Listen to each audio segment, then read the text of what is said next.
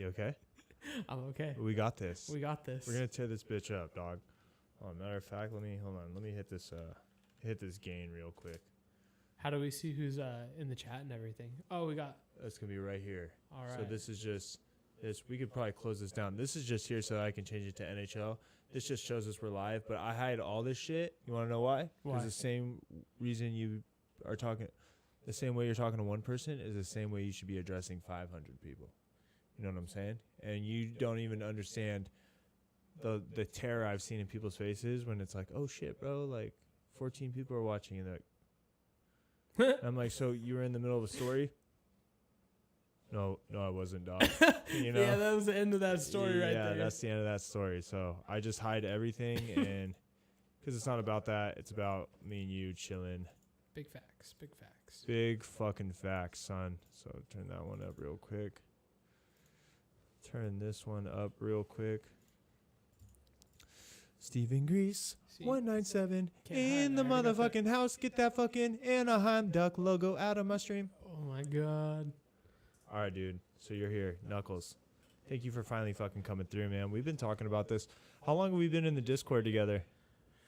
I think maybe like September-ish. I don't know. It feels probably even longer than that, like into the summer. I've had fucking I have had a computer for Kenzie. How long have I had a computer for? Since you were born. No, not true. Not true at all. It's been like 2 years, 3 years. It's been like 2 years. So I got it before Thailand. We left for Thailand.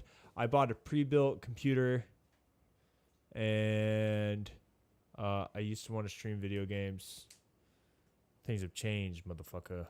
Now I'm talking into a microphone and no video games. No, well, I don't even play with you, man. I know. You're like, yo, you want to hop on some games today? And I'm like, dude, I love you, but I can't even front. No, like we got May, dude. May's coming up, dude. You're gonna be stoked on what May is based on. Fucking mental health. It's gonna be May. Yeah, it's gonna be May. That's right. May we're doing mental health charities, dude. Nice. And yeah. Like, what's the specific one that? I think Mental Health America. Okay. But I have to look into it because what I don't want to do is just like be giving my money that I don't have to some fucking rich fool. I feel it. I want to like do it to like, and I like try to do like shit local in downtown, you know. What are like the deciding factors when you like look through charities of, oh, this is the one I want to give to this time? Well, the thing is like, and it's kind of cool that you asked me that question because I like to take like a lot of qualities from.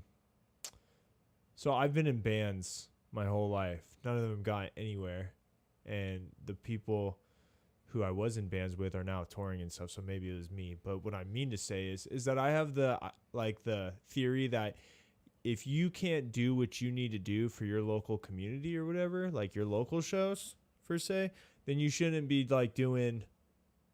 You know what I'm saying? So all of my charities, number one, I try to do something local.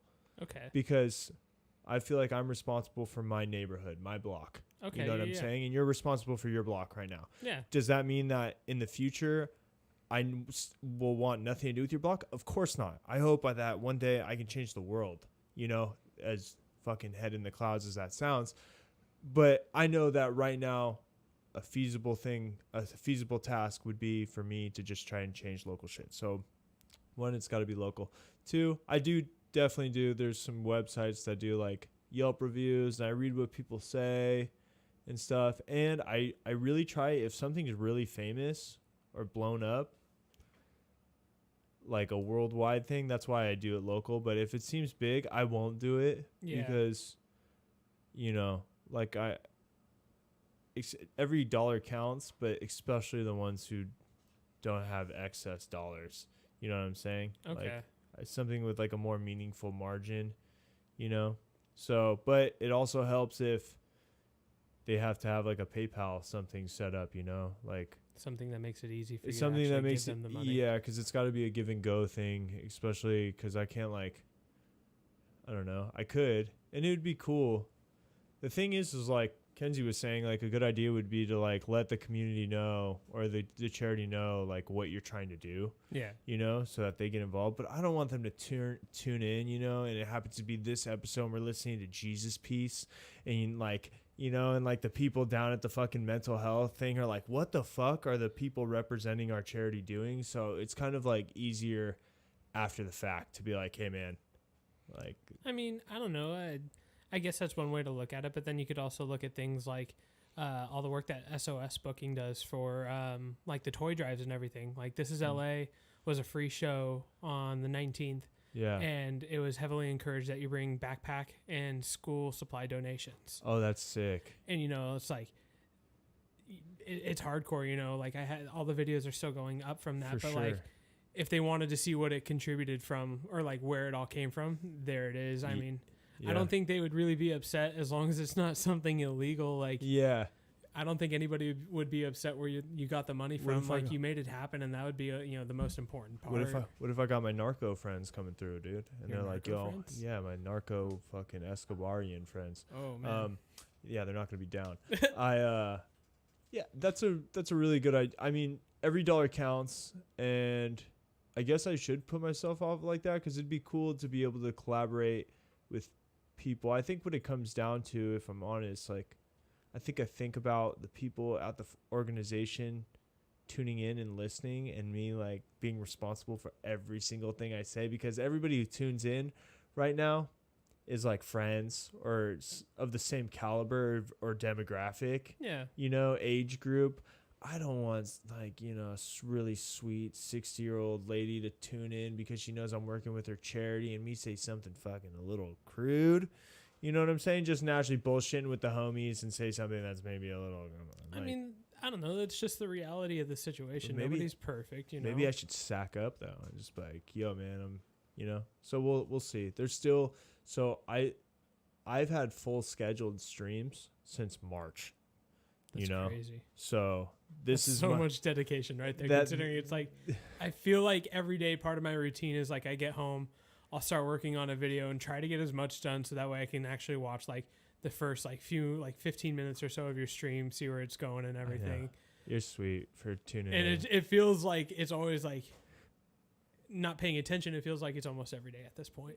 Yeah, it's definitely Monday, Wednesday, Friday, Saturday, and if it's more than that, I gotta let the boss know. But yeah, like you came. Yeah, she can see her in the corner. You came all the way down from Elsinore, man. So like, there's some exceptions to the rule where I'm like, hey, I have to make today work. Yeah. You know what I'm saying? I mean, and in the future, I want this to be my job. You know, it would be super cool to have people come into town for whatever reason. Hey, man, I just hopped off the plane, but I'm only in town for I have a 6-hour layover, yeah. and it's my job to go fucking fire up the studio and get that person on stream to talk about make it whatever happen. they want. It's just, it's all in the essence of time. You know, if it's either you can make it happen or you can't, you know, and Yeah. opportunities could pass you up real For sure. So fast. speaking of opportunities and dedication, how much fucking driving do you do, sir? Because you are at every goddamn show. I don't remember when I exactly just bought my Honda that I got recently, like last year. But I know I just recently hit the year mark, and I have a total of 21,000 miles so far. So, I mean, it's a little disheartening, but that's kind of why I bought a Honda. Originally, I was driving a stick shift Volkswagen GTI, Oh, shit. which took like the premium gas and everything, so that was even more expensive. Yeah. Sitting in LA traffic and Orange County traffic all the time in a stick shift is like Gnarly. the worst. Is So, do you see if now hearing you talk about the like commenting on the amount of traffic that you have to sit in, LA or Southern California is an awesome hub to do something like you do, right? It Yeah. would be tough to do what you do in, I don't know, Salt Lake City might be a bad call, but somewhere like where there's not maybe as much traffic going on. Like I know the Pacific Northwest, it's sometimes hard for bands to get up there because you really have to like dedicate your time to go up there, and then you have to fucking bomb across Utah, and it's dangerous if it's in the winter, and there's all these factors. definite time of the year probably on that one. Yeah. but I was just talking with a friend at This Is LA. She is, I don't know the exact title of what she does, but she's one of the main people that are now booking shows up in Portland, Oregon. Oh, sick. And her and I were having a conversation because I was asking her, you know, a lot of those venues closed down when I was living up there after I graduated high school for a little bit. Oh, you were? Yeah. I love Portland. I moved up there, I think, for like 7 months, give or take. Oh, wow. And there's this really rad venue called the Satyricon. And it really reminded me, maybe it was just not being there enough, but it really reminded me of Showcase. Oh, Showcase Theater. Yeah, Dude. it had a lot of Showcase vibes in there. Like no security, like no rules. I mean, there's always security at Showcase. I never remember seeing anybody like. Well, I guess I never saw some rambunctious shit, but. I mean, just from like listening in on third party conversations with a friend that was like always super heavily involved with Showcase. Like, do you remember a band back in the day called Bound in Blood X? Yes. I do. Gabe was always at Showcase, and he was the vocalist of the old band I was in. So, you know, hearing all the conversations about Showcase from him, the guy's name is Ron, the head of security there. Okay. He was the big bald-headed guy, and it was always funny. Like, you just saw a fight, and you just see his, like, the top of his head just going through every single time. Oh, like, really? So fast, yeah. Yeah, for sure. Well, it got fucking rowdy there. That was in Corona, correct? Yeah, that was actually, like, maybe 30 minutes from my house. Oh, really? Yeah. Like if Showcase was open, like I'd be 1,000 times more active than I am right now. Yeah, absolutely. There was good shows at Showcase as well. There was everything at Showcase. Including a Wiener Schnitzel next door. It was a little bit down the street. Oh, okay. It was. The one time I ever went to that Wiener Schnitzel, it was one of my first shows there. I think like the second one I think at that point I was in 8th grade.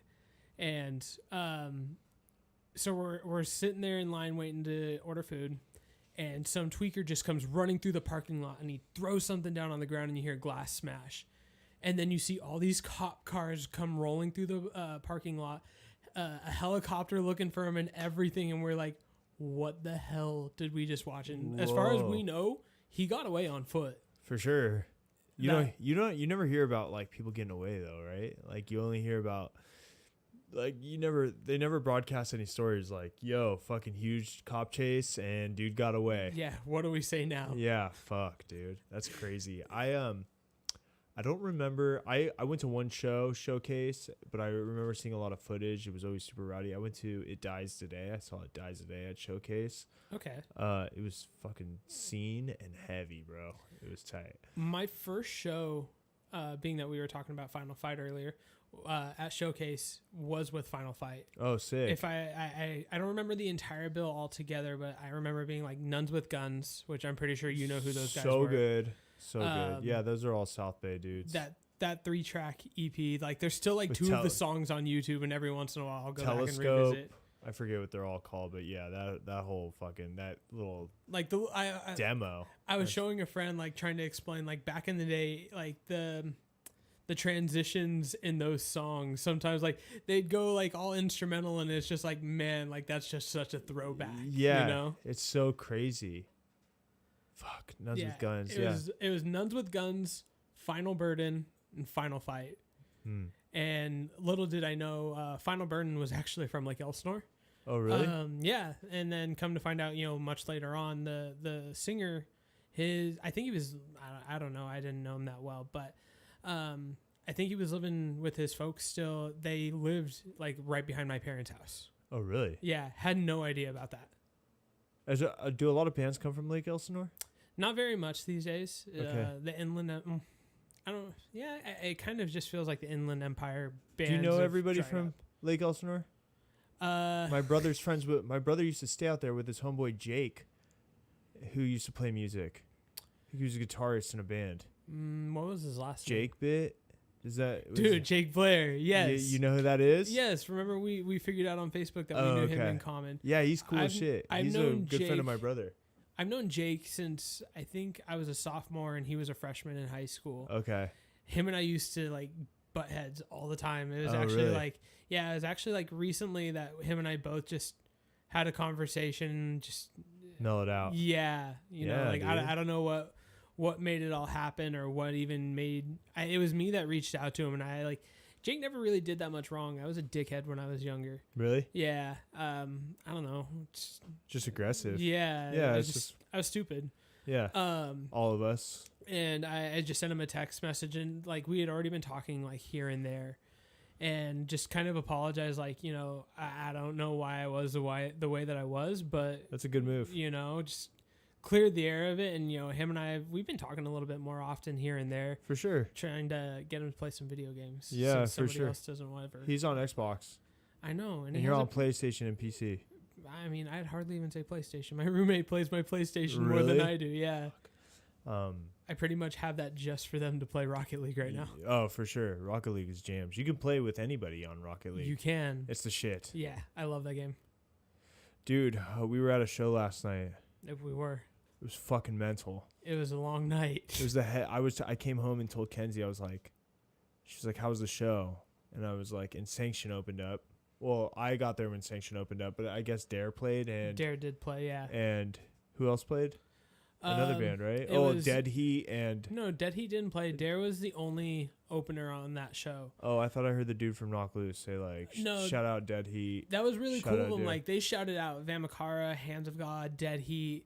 There was a lot of love for, like, the big local bands in our area. Like, Oh, okay. and I would assume Dead Heat was probably out there. But They're those prob- guys weren't even in town. It was just out of, like, that's their area, you know, like Yeah. Vamakar and Hands of God. They were playing out in Chicago this weekend at this fest called the Rumble. And yeah, Chicago.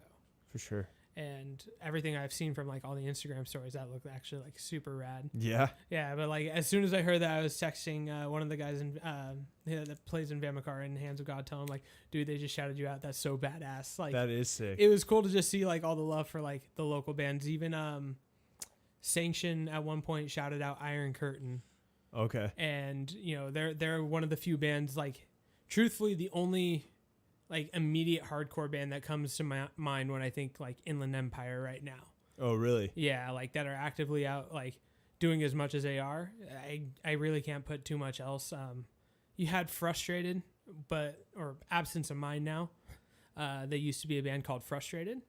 They were from, I think they claimed like Elsinore, might have been Wildemar, but they're all pretty much based out of San Diego now. Changed the name, got rid of a drummer, and they're actually doing really well now. They're playing Soma tonight. Oh, really? Yeah, Knock Loose last minute added them to their show to be the opener. My buddy's going tonight. Dude, I was so happy for them. Like I was Rudy, he's the singer of that band. I've known Rudy he's been one of my neighbors for the longest time, and like ever since doing 197, him and I have gotten a lot more close in general. Rudy, the singer of Absence of Mind. Oh, okay. And I was just texting him last night. I'm like, dude, I feel like a broken record, but like I'm so excited to see like this is so badass, you know, like big things are finally happening for you guys. Like those guys are a bunch of like super insane musicians. Like I love those guys to death. I always just hope the best. Like, you know, I believe in it, and I just hope one day everybody else sees it and believes in it too. You know, For sure. Like Yeah. that's one of those bands that I always hope like everything goes their way. Yeah, if there's one thing I got to say about you is you always reach out to me anytime something is going well for me. Yeah. And I think that's why I think that's a big reason. I think the world works in mysterious ways, but I think that's why you happen to find a lot of success in your own professional life. Is that I think one of the things that you got going for you is you pay forward a lot of that positivity that comes your way, man. And I think that that's important, especially in a scene that's like considered underground and so like knit together. I think that I just see you become more and more embodied as like a unique and important entity in the hardcore scene, and it's fucking so cool to see. I mean, I appreciate that a lot. I mean, part of like why I always try to extend like just any like positive comments or just positivity altogether is just like, you know, as a creator, you know, like you get really down on your stuff sometimes, and it could play some like it could be a heavy weight on your mind depending on where you're at that time. And just sometimes like hearing that random little bit of like something just positive. Like you didn't know you needed to hear it, but hearing that kind of helped turn that around. You know, like Absolutely. and that's what I always try to be like so thoughtful of. Like, you know, just keep encouraging everybody because it's hard. You know, it's I don't want to say it's like the hardest thing in the world or anything like that, but you know, it's hard. You know, It's fucking hard, man. it can do a number on you sometimes. It's hard, and there's not, and a lot of people. I think a lot of people recognize the times. As a creator, I think a lot of people see the times that your videos blow up, Yeah. and shit, but they don't see like this stream. Like people will tune in and they'll be like, "Bro, I saw last night. That was the craziest story. The homie talked about an avalanche. There's like 14 people watching, blah blah blah." But they don't see the streams where like I'm talking to like one of my fucking really good friends, bless their heart or whoever it is, Yeah. and like nobody's there watching, you know, but they're just as interesting to me, and it's. You know, so it's like it's nobody sees like those streams, you know, that you set up and you fucking. So I definitely know what it's like to. I don't know. It gets disheartening sometimes. Yeah, well, it's. I think it's just. I think it's important that those days exist. You know, I think that. It would be kind of fucking weird, right? If everything you put out there blew up, you wouldn't. There'd be no character behind your work. You know what I'm saying? Like I almost want to say like. I don't know the right word to put it. You just It'd be too much fucking of a good thing, dude. Yeah. And you wouldn't be able to celebrate yourself. You know, that's one of the best things. Like, and that's what's cool about having you on is me and you are both doing our fucking own things.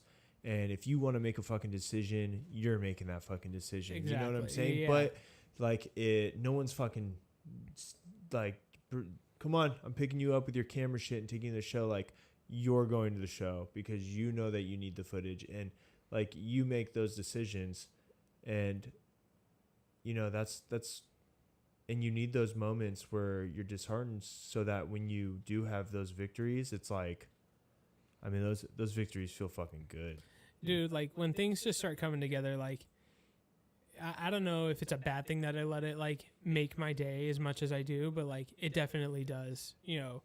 It just it turns a lot around. Yeah, for sure. So. But the important part is on the vice versa. Is you got to let your life just roll in natural progression. Like if you make something that's not the sickest thing in the world, you know, you got to not let it fucking destroy you too, you know? Yeah. I mean, that's definitely the case with like some of the bands that I film. Like I love.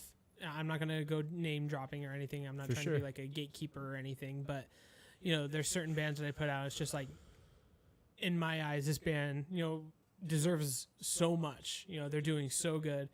And it's just, you know, I'll post it to social media and it might not do that well. And then it's the reality of it all. Dude, me and you are doing the same fucking thing. That's exactly, I go through the same exact thing, man. Yep. And it's just like, I don't know. I always kind of look at it like, I have one of my biggest like intentions with this is like I want to be able to turn this into like a platform itself to where when I film small bands or smaller bands that there's just a following already and they're just going to watch that video just because what is this band and they want to, you know, it's more eyes for sure to that. Absolutely.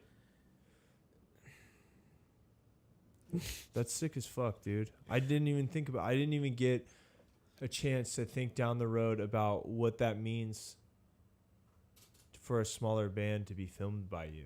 The same people who filmed the Knock Loose sold out headliner last night. You know, I'm Andrew Olin for those who didn't know, but if the Andrew Olin Experience played a show, you know, and you were so happy to be there, yeah, I mean, that could be a big fucking move for me. You know what I'm saying?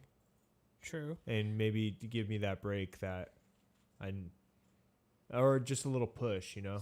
See, like filming like Knock Loose, that's always just like, it's like a special treat in itself because the first time I had ever filmed them, I think it was when Expire was doing a headliner at Chain and I just started filming and had no idea who they were.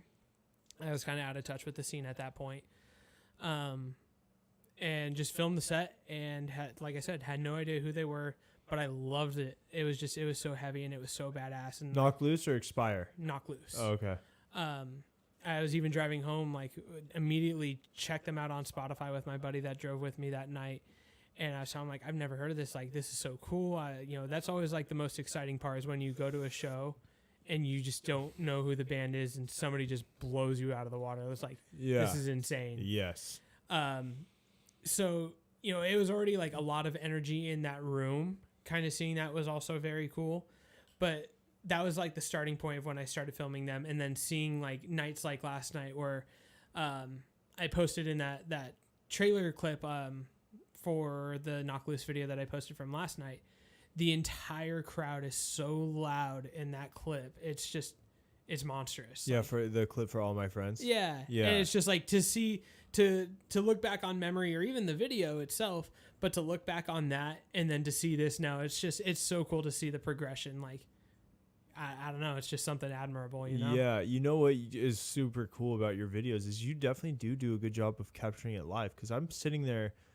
What's so neat about the way you do work and kind of the scary thing about media right now is like on the red carpet, for example, a lot of the videographers out there are losing jobs to kids with fucking iPhones. But I was filming the show, like just little parts for my Instagram story. Yeah. And like, oh, I know this breakdown I want to put on my Instagram story. So I'd film it, put it on my Insta story, and it doesn't do the justice your videos are able to capture that justice a little bit, which is fucking cool. Like I saw I knew where you were set up, and I was curious to how it was going to turn out, but it turned out epic. It turned out great, man. Like, thank you. I appreciate that. Yeah, of course. Do you see yourself getting as far as better quality are you at a roof? Is it just like an equipment thing, or is there still like techniques and things you want to explore? There's a lot of things I'm always trying to explore. Sometimes like I'm a weird learner. It takes me a long time to figure certain things out, to just like process it mentally. Like, I don't know. I always make things more difficult than I need to for myself. And then once I figure it out, it's just like, oh, that was really simple. I don't know why it took me, X amount of months to put this all together. Lately, what I've been trying to work on is getting stems from the board rather than just like an overall board feed sent to my microphone. For sure. I'm starting to teach myself how to mix and master those little by little. And I did that with one show recently. I did this all entirely on my own. Judiciary played in Long Beach at Toxic Toast Theater. And the only thing, and I think I messed it up, the only thing that was kind of a bummer about it was the stage right guitar wasn't coming through on a microphone. So you could hear stage left, but stage right where Judiciary's lead guitarist was on, that was kind of a key piece that was missing a little bit. Yeah. But for that being my first time doing it, I loved being able to like teach myself that. So that's, I wouldn't say I've even hit a roof with audio, especially video too. This is LA. I just set up, a multicam out of that. And that was just with putting a camera on a tripod in the back of the room and just running back and forth all night. Kind of, it was exhausting really, but just to make sure the camera has a 30-minute time limit when you film. So live? Yeah. It can only be live for 30 minutes. Yeah, exactly. Okay. So after 30 minutes, it'll stop recording. And so I had to time everything out right. Everybody was getting like 15 to 20 minute set lists for the most part, or set times. So I'd go run over there and stop recording. And then I'd have to wait until the drummer most everything was like house gear at that point. So once I saw like the drummer had his cymbals on, which didn't take too long, that's when I'd hit record and run back over. But then there are times too, like I'd forget to grab an extra battery and the battery was about to die. So it's like, well, now I got to run back up to the stage, come back, swap out a battery, Holy get it all set up again. And that happened more times than I'd like to admit. Yeah. But then, even LDB out in Kentucky, I had a good friend of mine, Noah Carter, and he had one of his friends, Morgan Newell. She was super rad to get to work with. Like, I didn't know her prior to all of this. I didn't actually know Noah really prior to LDB, but, getting to know him the entire weekend, like he was pretty much the saving grace to that weekend for me. Of like, he helped me get around entirely. Any questions I had, like he took care of me entirely. Like it was beyond appreciated. But he had his friend Morgan help out for the few bands that he wanted to mosh. I can't blame him. Impulse happens, you know. Inclination, you know. Yeah. Like I get it. Yeah. But you know, we all did that multicam setup for the fest that year, and like that was my first time doing multicam for music, and that was it was a giant live and learn experience type thing. You know, like now I know what to keep an eye out for. Like doing that at LDB made This Is LA so much like a lot easier of knowing like this is what I need to do for my cameras to keep everything more consistent and kind of go from there. Like I don't think, I mean this in the most humble way, but like I don't think I've hit a roof yet at all. Like For sure. you know, depending on where things lie at the end of the year, I still even want to add like another camera and possibly even a GoPro. So that way I want to learn how to like mount a GoPro to a kick drum. So I can get like a shot of the drummer playing, you know, kind of like a lower shot, and then have my second camera in the back of the room, and then a third camera for the other side of the stage, depending on how big it is.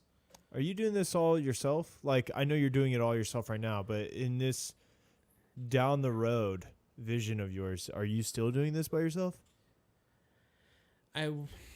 My pride wants to say yeah. Yeah. My sanity says send help, please. Yeah, for sure. SOS. Yeah. Yeah, for sure. I mean, I'm going to keep doing it. Like, I want to keep running this by myself for like as long as possible. And it's just a big thing of pride, you know, like I've taught myself all of this on my own, and it's my baby, you know, like this is my biggest project, you know, my biggest continuous project that it's hard, you know, to find the trust that know that, you know, this is going to be done properly. I don't have to worry about it. Everything's going to be okay. It's more difficult, honestly. You know, even recently there was somebody that offered, you know, after I had explained to him I don't like doing multicams with people. This was prior to LDB. I was just explaining like I don't like doing multicams with people because I don't like having to depend on others. And I explained the whole thing to him, and he's like, dude, I would never flake on you, you know, the whole spiel. And then day of the show bails on me. Oh, I don't have the money. It's just like, well, I was going to get you in for free anyhow, but thanks for just bailing and making other, like he told me he already made And other solidifying your point that you Exactly. can't rely on people. Exactly. So anybody who wants to work with fucking Steve, blame that fucking kook who blew it for you just now. I mean, I've got like a good like idea of like super reliable people that I would, you know, get in contact with. Yeah.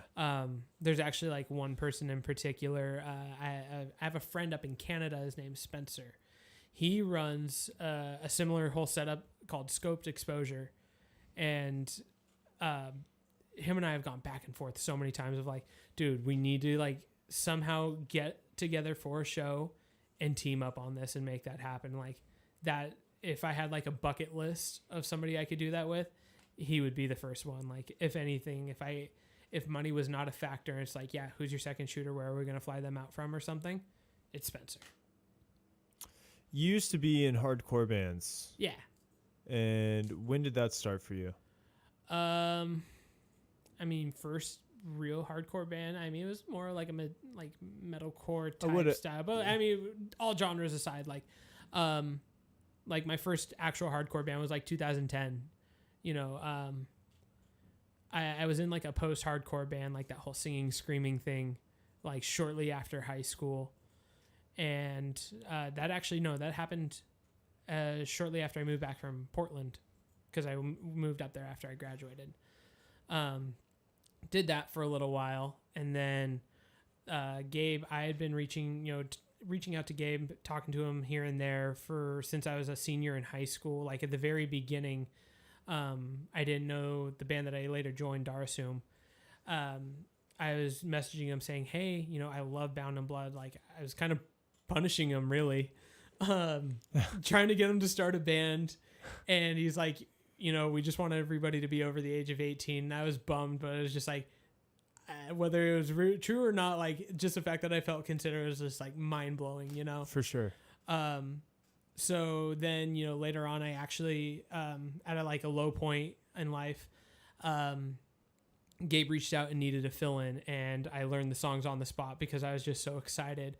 And I kind of just kept punishing of like, so when's the next show that we're going to play? Kind of like trying to weasel my way in and make sure like I want to keep playing. Like, I don't want this just to be one show and done. Yeah. And soon enough, it all kind of happened. And yeah. And then at what point in this were you like, well, I'll fucking film the show? I hate saying it came from a low point. I don't want my entire life to seem like a low point, but diamonds are made under pressure, brother. Good point. Yeah. This came, in general, after playing in Darsum, going on tour and everything, we made friends, across the road and everything. Whenever they would come into town with whatever camera I had, my girlfriend, my wife now, girlfriend at the time, she bought me one of those. Do you remember those little flip cameras, like the handheld ones? Like, yeah. They were maybe no bigger than like that. There's a flip camera? You just had a screen on the side, and it literally just looked like a cell phone, like a bulky little cell phone. Okay. I don't remember, but I'm taking your word for it. There's videos still up on my channel, actually, from the Chariot's farewell show at Chain Reaction. It was filmed with a flip camera. Sick. I don't remember which friend I even had at the time that was there, but it was just little things like that of, I'm going to film it. Fuck it. Why not? I'm here. This will be a cool thing to have and look back on. And then sometime shortly after that, it was the first time I actually ever found Hate 56 was somebody shared a video of Zabalba at This Is Hardcore. I'd say maybe like 2013, 2014 maybe. And just like all the production out of that, I was just like, this is insane. Like, to be able to do this would be nuts. I started hounding one of my filmmaker friends who does like professional commercial work, asking like, how crazy and difficult would it be to do something like this? And he's like, not very. And now I look back, I'm like, you don't know what you're talking about. But he didn't know what he was talking about? Yeah. Oh, yeah, because it ended up being a fucking uphill climb. Yeah, exactly. Yeah. But I saw that, I was just like, man, this would be so cool to do. And it all just kind of turned into a snowball from there. There was one point that my best friend, he was an over-the-road trucker at the time, and he had a weekend in town, and so we went to go see a show. Comeback Kid was playing at a church in Yucaipa called The Paradigm, and he let me use his 50 millimeter prime lens, and my wife, she let me use her Canon T3i, and like I was just blown away over the fact of like bokeh for the first time, where like the person's in focus and then the background's blurred. Yeah. So like that was mind blowing, and like that was kind of the next step right there. And then at one point for Christmas, my wife got me a GoPro, and then shortly after that, no, not even shortly after that, I stopped. I didn't end up doing very much with the GoPro. That's when the low point started to kick in, started to get a little depressed because I was just working a really crappy job. I was driving from Murrieta to Fullerton every day, leaving at like 3:30 in the morning and not getting home till about 7:30 at night. Yeah. So that did like a big number. It's just, for sure. Yeah, it sucked.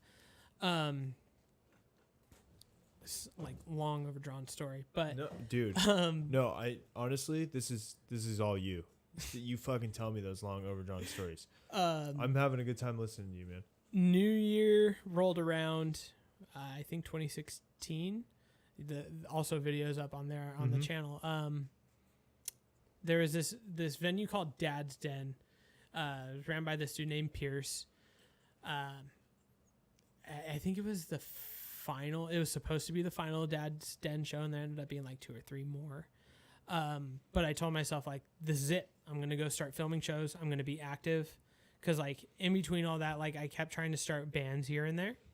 And it came back down to relying on other people. Yeah. And just like it would always fall through. I'm like, you know what? Forget it. I don't want to work with anybody anymore. I just started doing that on my own, and I loved it because it was something that like if something went wrong, it was on me. For sure. Everything came back on me. So it's just like, I don't know, just that sense of like nobody else is to blame. If something goes wrong, it's on me, and that's life. Yeah, for sure. So from that point, you know, it all just kind of kept snowballing into something more. That turned into a Canon 7D. Didn't know much about it really, but I just knew it was a good camera, and okay, let's go from there. Yeah. Shortly after that, I met Zach Perez. He runs this like media outlet called Astro Media, doing like music videos, like super dope music videos. He started telling me about Sony's and how they were so great in low light and everything like that, and started telling me about the Sony A6 500. He ended up selling me on that camera, and now I haven't looked back since of like it's Sony or bust for me. Like, wow. One, the weight of those is like paperweight almost, and then the low light out of those cameras, like they're unbeatable. Like you don't have to jack up the ISO to get anything done, or no, I can jack up the ISO and not bat an eye over it. Oh, yeah, there's really? been times. I always go back to this one as like the biggest example, but I filmed Expire on their farewell run. They played at the Che Cafe in San Diego, and like there's like minimal lights in there. It's just a very dark room. But I ended up shooting that, I want to say like over 16,000 ISO, and the video still doesn't, for what it is, like you would never think it was shot that high or anything. No like that. grain or anything. I mean, there's some, but like it's mainly like when you see the light in there, you don't see it, but when it's just like the darker corners of it, yeah, you can see it. But it was so minimal. It was just like, it wasn't even, I didn't think twice about posting of like, oh, this video doesn't look good. It's like, this is bitching. Let's go. Yeah, for sure. I think that it's important that you kind of post everything no matter what, you know, and kind of document it. Like I keep all of my shit archived, and I think it's important, you know, even like I just did my friend Kelly, and I noticed that there's a little bit of a, like one of the reasons why I'm telling you like, yo, you got to talk in that microphone. You got to talk in that microphone is because you go back, and I keep those videos up as a burn on me, you know, to be like, yo, fool, this is what happens when you don't tell people to fucking keep talking to the microphone, you know? So it's important to post everything. What was your first video that was like, that made you feel like, oh shit, I'm doing this. Like I'm fucking doing this. Like 50, whatever, how many people, I guess my two questions are, what's the video and how many views was enough for you to be like, oh shit, like we're fucking going here. Like we're doing this shit. Knock loose. Really. Yeah. Like how I said, like I was thinking about it. I take a lot of time to think about all unnecessary things, but you know, obviously I owe everything, like all of this still to California. Like this is my home base here, but realizing I don't know how popular my channel would have gotten had I not filmed Knock Loose for the first time, for me at least. You know, that was our first time at Chain Reaction and everything. You know, that video got so much traffic in itself, and it brought in so many subscribers, you know, so many new eyes to the channel. And then I felt like that created the foundation very quickly. You know, kind of continuing from there, I filmed them pretty much. I tried to film them anytime they came out to California, and the growth I saw out of like the numbers from that, like it was clear as day, you know. And now going and filming LDB, that has turned a huge stone for me too. And you know, where I'm going with this is I was kind of thinking and realizing, like, you know, aside, how I was saying, aside from like, you know, California being my home base, you know, everybody out here obviously, but a lot of, in my opinion, I think a lot of the channel's success right now has actually come from the Midwest. Really? Yeah, because, you know, how I was saying, I don't know where the channel, how popular the channel would be right now if had I not filmed Knock Loose at Chain Reaction, where all of those videos started to get crazy amounts of traffic super fast, and the videos don't even look that great, but the audio is like pretty good for what it was, you know, for first starting out. You know, I feel like that was kind of just the launching point. and then how you and I were looking over stats earlier.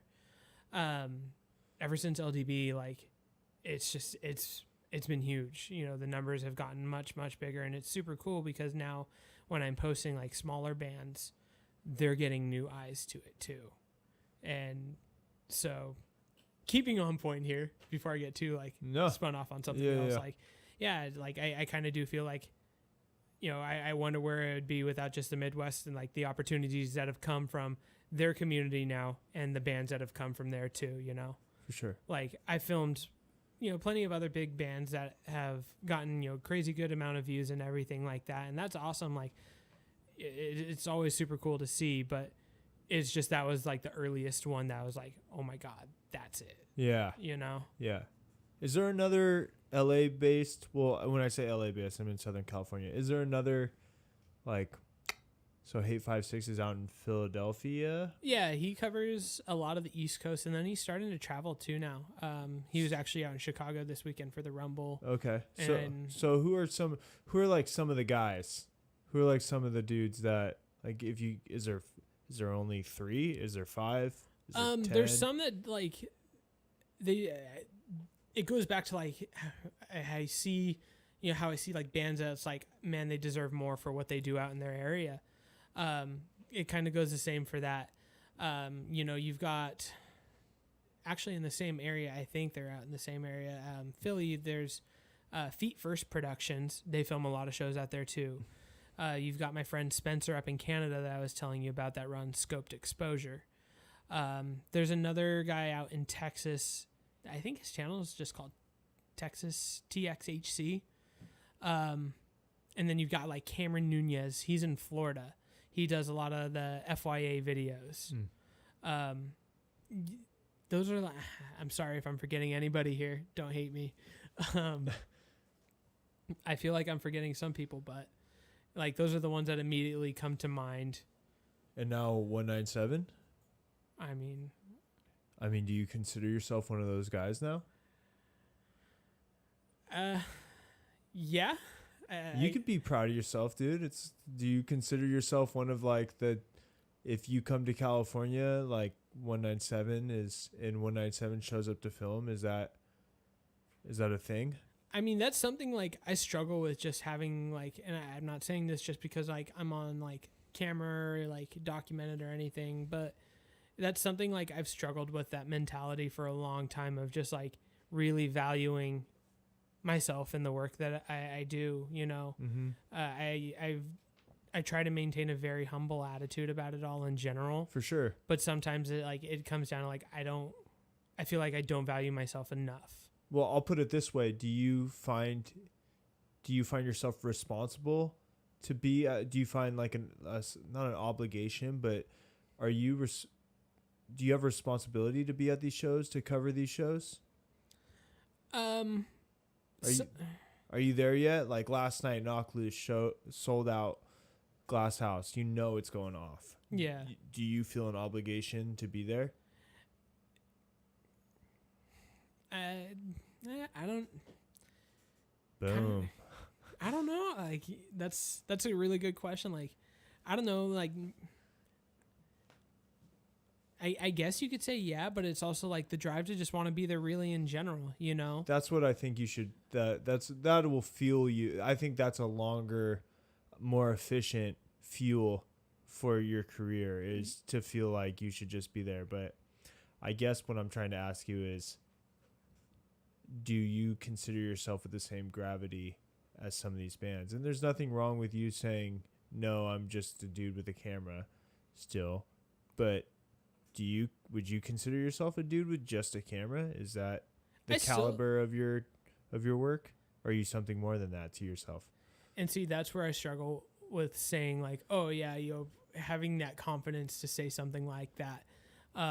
You know, I still, I mean, I don't know. Maybe it's a double-edged sword that I look at it like that. I think like, that maybe, but I do look at it as just like, I'm a dude with a camera. Well, you're a dude with multiple cameras now. Multiple cameras now. And a couple microphones. And too many microphones. And way too many microphones. And I would say this. Well, I'm a dude with a couple of cameras, way too many microphones, and I try to frequent as many shows as possible to give bands in the scene 110% of my effort. And I guess it can just end right there, because I think that there's definitely something more going on. And I would say that you're my first YouTube dude. Yeah. And I'm curious about what that does to you psychologically, and how you carry your work. Like, I stream, so I'll use me as an example because I know me best. Yeah. I consider this success. The fact that you were willing to come from where you're from. I don't know if you want me to. No, we've already said, okay. It's practically. Sorry, I had to run through my head to see if we've already dropped it. I refer to it at this point as Narnia, really. As where? Narnia? Yeah. Why? Because it's super far. Oh, okay. So, you drove super fucking far to get here. I'm down by the beach in Los Angeles. You drove super fucking far to get here. We have 2 microphones. I've had you on. We're shooting the shit. An hour has absolutely breezed by, and this conversation will be saved and archived, and people will have known you better for just watching this video. And that's success to me, and yeah. I think that you kind of have the same mentality. You're just kind of like, hey man, like, I'm just a dude, and I think that you are passionate about these bands. That's what's so great about you, is because I hear you talk about hardcore, and you really are still such a fan of hardcore. Absolutely. I mean, I hate saying the cliche of like, oh, it saved my life, or it keeps me sane. Like, it really does, though. Like, it does help keep me sane, whether it's just the music itself, certain songs that maybe I've even been listening to for years, and I've just never really sat down to like listen and understand the lyrics. Yeah. But sometimes like there's a song that just, wow, that just hit me like a brick wall, and I've been listening to this record for years. Uh-huh. But then it's just the community of itself too. And I mean, people are always going to come and go, but like all together, like I'm a big fan of it all. I love it, Yeah, for sure. There's definitely nothing like it. Hardcore definitely encapsulates an energy that is irreplaceable as far as music goes. Exactly. And what I don't understand is how people are like, yeah, I just love the way music makes me feel. It's like, how have you not been to a fucking hardcore show? Because so for example, we use your clip, the All My Friends Knocked Loose clip. Yeah. If you don't fucking feel energy reach out of your screen and grab you by the fucking throat while watching that, you're not fucking, turn up the volume. Yeah. And that's always what it's done for me. Is right now I'm sober, and I used to very not be sober, not at all. And there's a lot of my friends have struggled and have had to go to AA and stuff to get their shit. But dude, it's like I can put on like just straight edge hardcore, and it is my fucking AA, and no other type of music will do that for you. It's like hardcore has such a conviction to it, and depending on what vein of hardcore you're listening to, it can really like give you what you need. If that makes sense. And that's the beauty of it all. Like, everybody has their own different takeaway from so many different aspects of hardcore. Right. Like, one song can mean one thing to one person, but can mean another to some person. But at the end of the day, it means something. It's important. Right. It's resonated with you, and it, like I said, it's all of importance. It doesn't matter. Oh, I see it this way. You're wrong for seeing it that way. To me, it's badass that you feel something and I feel something, and it's entirely different. Yeah. But it connects on so many different levels. Yeah, it connects whichever so many way you different need people. it. Yeah, exactly. Yeah. Some things can be left to interpretation. Some things, the writings are just clearly on the wall of, oh, this song is a giant fuck you to something, a situation, a certain someone, whatever it may be. That's one of the coolest parts about hardcore. It's so many different walks of life. It doesn't got to be one set thing or one set group of people. Mm-hmm. I was gonna ask you if you started filming hardcore mainly because it was maybe hard for you to find yourself in a band, and if you were in a band, would you be filming as much as you are? Would you still have the passion for filming, or is this your token to feel not to feel included like you're not included, because you most certainly are. But is this a way for you to be involved in the hardcore scene without having to touch an instrument? This is easy, in my opinion. Like, this is a way that I look more of like I can contribute, I can give back. For sure. It's more than just a face that shows up to every show and doesn't buy merch, or not saying people are broke. Not everybody has to be able to afford merch, but just contribute in one way or another. Right. I feel like I am contributing to something. It's showing our community of, hey, this is what we have. Come play here. It's badass. We got it going on. Losing my train of thought here. Help me out here. We were talking about, is this your token into the hardcore scene without having playing an instrument, and this is your way to contribute? So even at that, I was playing for a little while after Darcy, and I kind of forget. I think I played maybe 2-3 shows, and I kind of lost my touch for guitar. Really, I was never all that great of a guitarist, in my opinion. That's like me with drums. Yeah, It's a thing. I was just kind of fucking whatever. But I was playing in this band called Born Guilty, and just truthfully, like, it lost its touch. Even outside of playing an instrument at one point, like, I have a guitar now, and I struggle to just want to pick it up. Like, I think I've grown past it. It's just not my interest at this time. Maybe I'll revisit it later, but no, like, I wouldn't say at this point, like, it was to replace being in a band or just to be involved in the community. Like, I'd still be like, I relate to hardcore more than anything else. Like, I love the music. I love everything about it. Filming or not, I'm still going to be there, but it does feel weird now. On a side note, it does feel really weird going to a show without a camera or anything like that. I'm just like, what'd I do? I was thinking about that because I had an extra ticket to Turnstile the other month. Like, no, it was almost like I'm upset that you didn't last year. invite me. You remember that though? Yeah. And I was gonna invite you. Well, no, I had brought up like, damn, I had an extra ticket. And you're like, yo, why didn't you invite me? For some reason in my head, I just figured like you just have a media tattoo on you that you show at the door everywhere, and they just let you in. I wish. Do you still have to buy tickets to shows? Every once in a while, I try to buy my tickets usually for program, knowing like those are smaller touring bands, and they need money to keep on going. Yeah. I don't want to like play like a pity sympathy give me sympathy type card or anything like that. Like, finances can get really tough to where sometimes like I have to ask like, hey, can you please help me out? Like, yeah. Or if it's somebody that I know and they know why I'm asking, like, hey, can you help me get in? It's because I'm trying to come and film and everything like that. Yeah, and you're helping the bands too, right? Exactly. But Yeah. like one of the hardest parts about it all is I'm driving from like Elsinore. Okay. That's a far drive no matter which way you spell it. Fullerton, that's an hour drive there, hour drive home. LA, that's even further, You Like, drive so fucking much, man. It's crazy. I do. Like 2 weeks ago, I think it was. Might have been 3. I went and filmed Dead Heat's record release, and that was all the way up in Ventura. That was a 3.5-hour drive. And you went there and back in one day?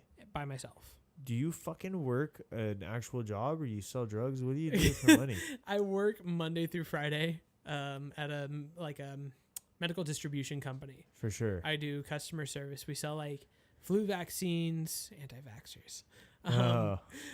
We sell like all the regular vaccines, hyperimmunes, basically like only life-saving medications. I want to say that we're not going to sell pharmaceuticals, but apparently I'm gonna stop right there because I don't want to get in trouble. But I don't know. But right now it's all like life-saving medications only. Nothing that can cause like addictions. Our CEO, he works his ass off. He's actually there before I get to work, and he's there after I already leave. Yeah. And he's there on a daily basis. Super great guy. And I don't say that like I'm not trying to kiss his ass, but it's super cool. Like, where I was going with this is he won't even sell products that are tested on animals. Oh, cool. Things like that. Like there is still very much so morals within this company, For sure. and he's a very religious man, and like I don't see eye to eye with him on that, but like he cares so much about everybody, Yeah. Good human being. Amazing human being. Yeah. This guy, he for Thanksgiving, I mean, anything could change at any moment. It's never expected by any means. But on Thanksgiving each year that I've worked there, he's given each employee a Thanksgiving card that has had a $100 gift card to a local grocery store to help with your family's Thanksgiving meal and everything like that. That's awesome. To every single employee. That's awesome. And it's just like, who does that? Yeah. Like maybe that's a lot more normal of a thing than I think. But no, that's just like it was just the most mind blowing thing, Yeah. Like when I first started working there, my wife and I, we didn't own our house or anything yet. So like when we got that, I was like, okay, this is really cool. Like we weren't in like necessarily immediate need for it, but now that we own the house and everything like that and have all the responsibilities that we do, that's like it. I'm beyond thankful for that every year. You know what I mean? Yeah. Like it's just, it helps a lot. Absolutely. Whether it's just for my wife and I, Uh-huh. or whether it's just going to families for Thanksgiving and I can say, hey, I don't know what I'm going to bring. I'm going to bring you this gift card. Let's, get as much as we can with that. For sure. And, Trader Joe's. Yeah. Trader Joe's hook you up. Like whatever we can to make it work. It's cool being able to do that. You posted something today that I fucking loved. And it was everybody needs 3 things. Do you remember this? Yeah, the hobby thing. It It's was like, the it was best. too true. It is life seriously trimmed down to its nature. Everybody needs one hobby. Check this out, Ken. One hobby that makes you money. Okay. One hobby that keeps you fit. Yeah. Yeah. One hobby that is exercise. And one hobby that keeps you creative. That's it. That's seriously the essence is what everybody needs. Exactly. I just had read that today and I was like, dude, that's fucking it. And do you have those things? Yeah, without the exercise part, but You work hard. I mean, I think that's the hardest one for everybody. I mean, I right? need to get. I've been talking to a friend. I was actually going to call him on the way home from here. We're going to start going to the gym. Good for I you. need to get back on that. Good for you. Mentally, and just for my physical health altogether. I'm For getting sure. too heavy again. Yeah. Um, That resistance training, man, that one of the most important things about doing resistance training in the gym isn't necessarily for getting fit, but for resilience in your everyday life. Yeah. Just teaches you how to, like, I don't know, metaphorically get one more rep in. Yep. You know what I'm saying? When life is kind of fucking you up, it teaches you, like, yeah, you got one more in you, dude. You got one more in you, you know? It does a lot of good things for your mental health game, man. Yeah, Like, for sure. Which you is know- important. I know mental health is important to you. exactly. Very much so. And Yeah, like, for sure. being able, how I said, like, I get excited when like a video does really well or something like that, and I see everything's going well. Similar to that with weight loss, like when I'm going to the gym and everything and I'm trying to do my thing, seeing that go down, it's like more small victories. It's more things that I get excited about on a regular basis. Right. So Oh, shit. I just lifted this chair up. Look at it. I just fucking around and shot myself up out of this fucking shot.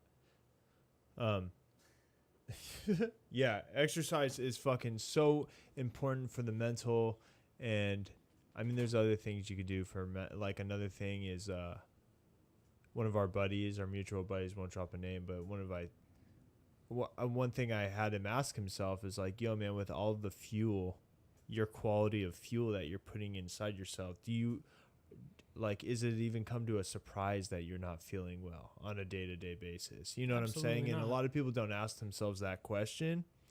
And even me, man, and I talk about this every stream, and I'm going to fucking just graze it, and I'm not talking about it anymore. But I've been not eating meat since the first. hell yeah. So this will be my first month of my entire life being vegetarian, trying to take the karma of shit having to die for me to be full.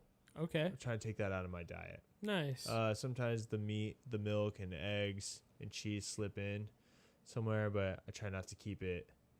Well, I mean, like, so many things are changing right now in the like with food. Like there's so many more and more substitutes coming about, or maybe I'm just seeing more of it now than I wasn't aware. Maybe No, you are absolutely true.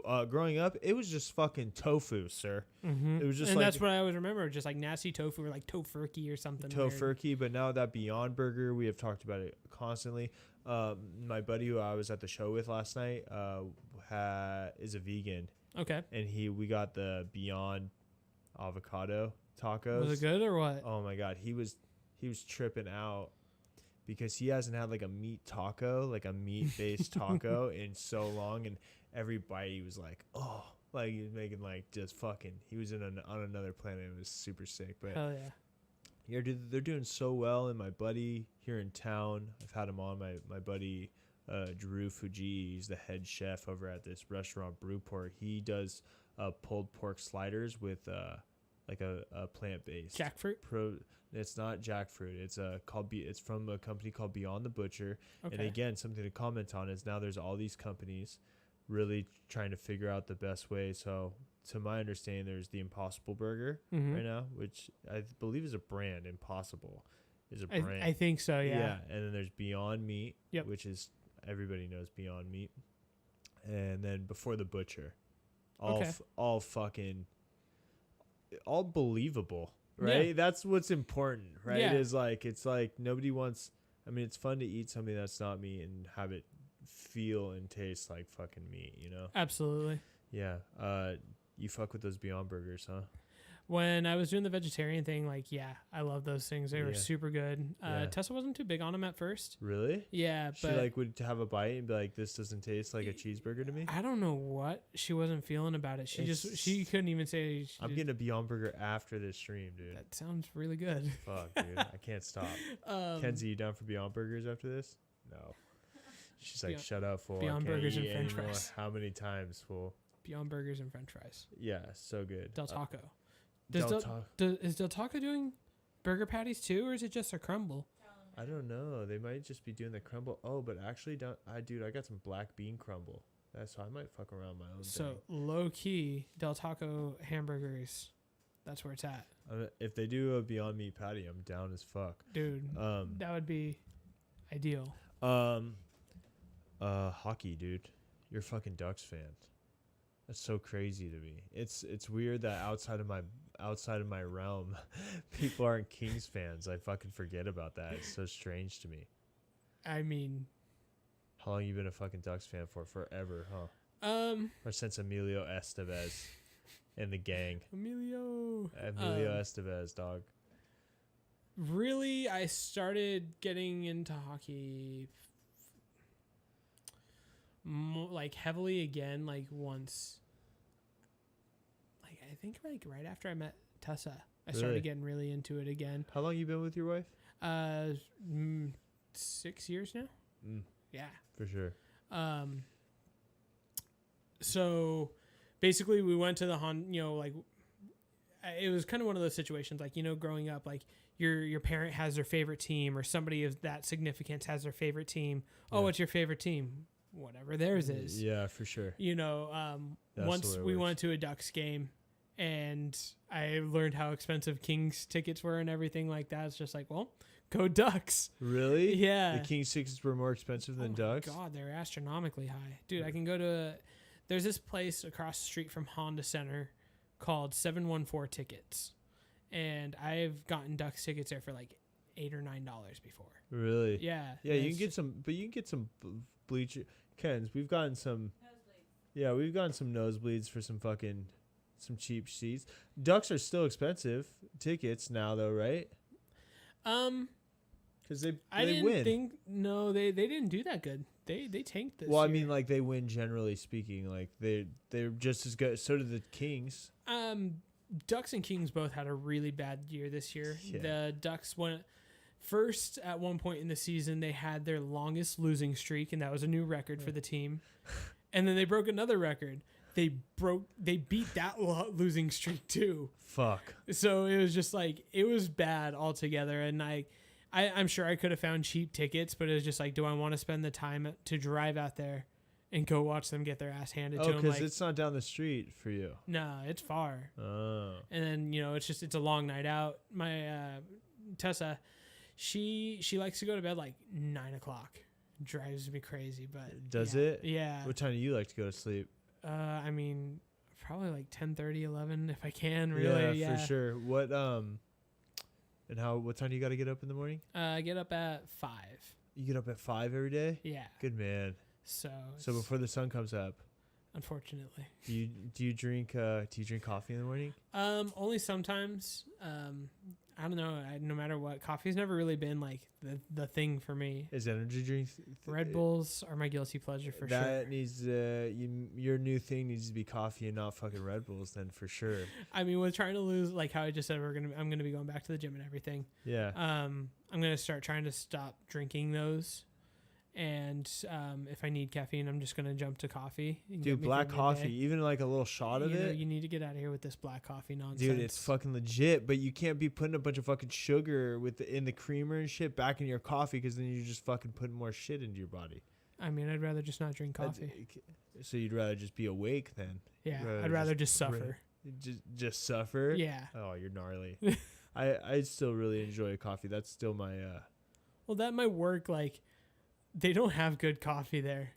Like, if I was going to drink coffee, it would have to be at work. No, you could bring the good coffee, though. You could be like, yo. I don't know. Black coffee in general, just never, like, not once has it ever smelled like, ooh, I wonder what this just tastes like plain. Really? Like, no. I smell it's like, this needs to be doctored up, like, now. Kenzie's the same way. You love yourself. Exactly. Because you love yourself. I love myself. That's got nothing to do with loving yourself. She's drinking coffee with cream and sugar right now. It's bullshit. Dude, you want to play some video games? Let's get it. All right, let's get it. So what I'm going to do is I'm going to cut this stream right now. You can do whatever you need to do. Let's get it. And then we'll come back on in 5 minutes, and we'll have music going and shit, and that'll be the part that will stay on Twitch. All right, let's get it. All right, brother. Thanks for the convo, dude. Dude, all right. It is a very good time. Let's do Kings v Ducks. I'm down. All right, I'm down as fuck for that. Let's get it. All right, yo. We'll be right back, y'all. Peace.